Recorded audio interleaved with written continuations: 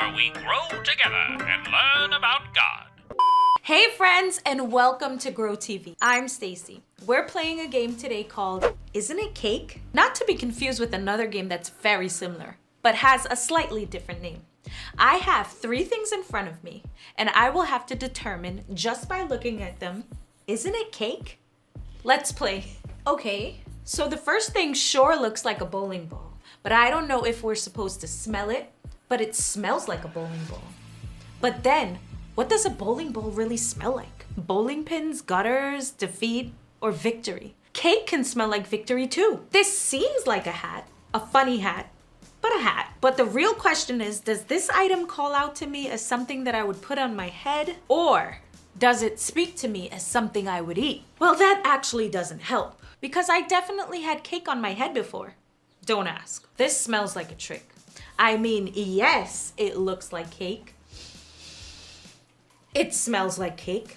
It even sounds like cake. What sound does cake make? I'm glad you asked. It's a low humming noise, like probably each sugar granule yelling to be consumed. Listen. Listen. That's just you. What? No, it's not. It's the sugar in the cake. It's speaking to me. I can hear you, cake. Okay, I'm ready.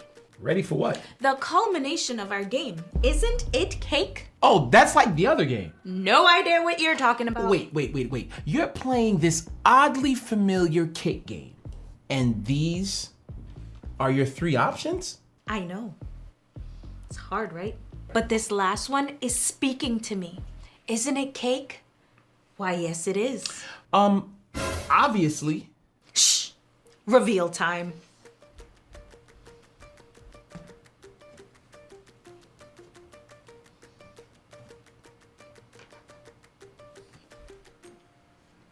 I was right.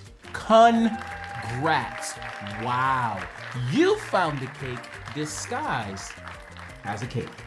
Thanks. I told you. I heard the cake's voice. I always hear the cake's voice. Well, I'm not convinced that cakes can talk, but for the rest of us that do, it's important to be heard. You know, there's actually a story about that from the life of Elijah in 1 Kings. Elijah spoke cake too? No, Stacey. I don't think anyone else speaks cake besides you. Elijah spoke to God, and it was very important for God to hear him. The story is from 1 Kings chapter 18.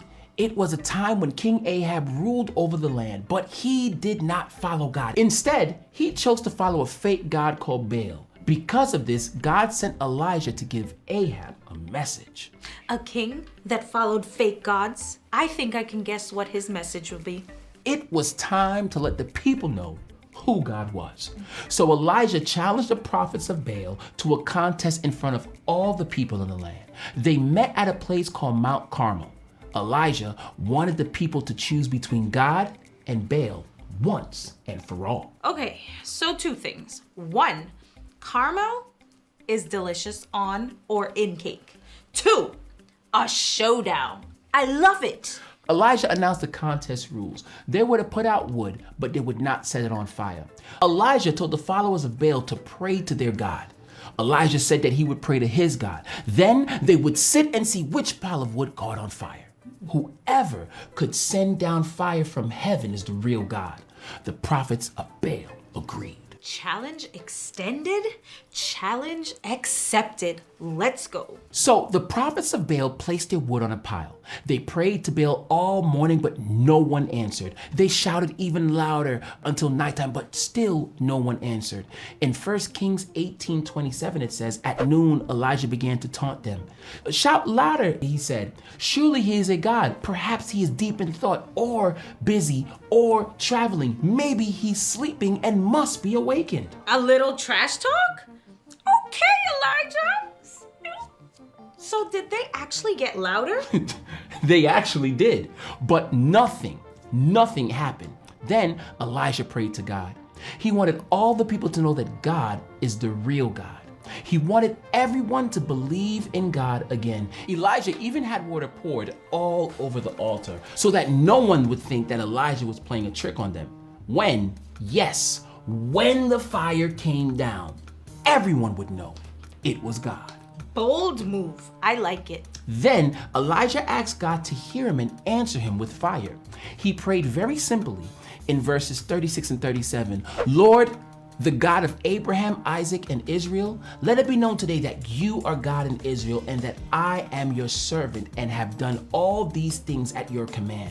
Answer me, Lord, answer me so that people will know that you, Lord, are God and that you are turning their hearts back again.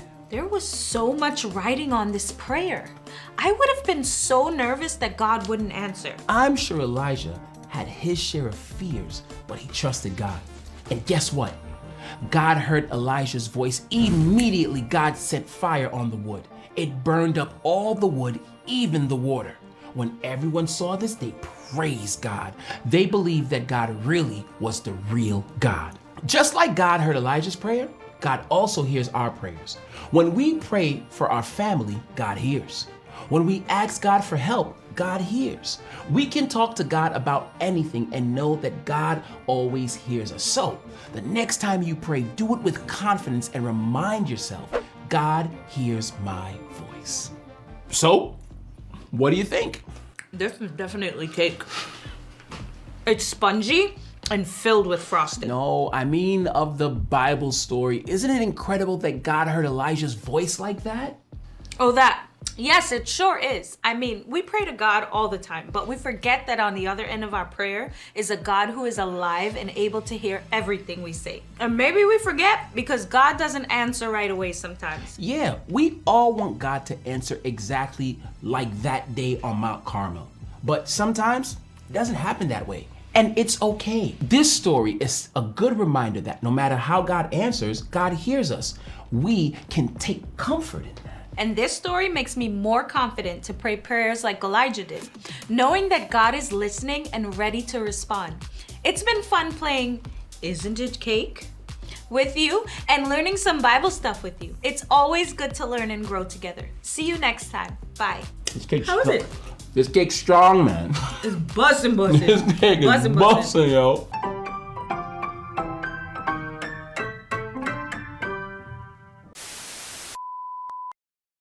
It is written, man shall not live on bread alone, but on every word that comes from the mouth of God. Matthew 4:4.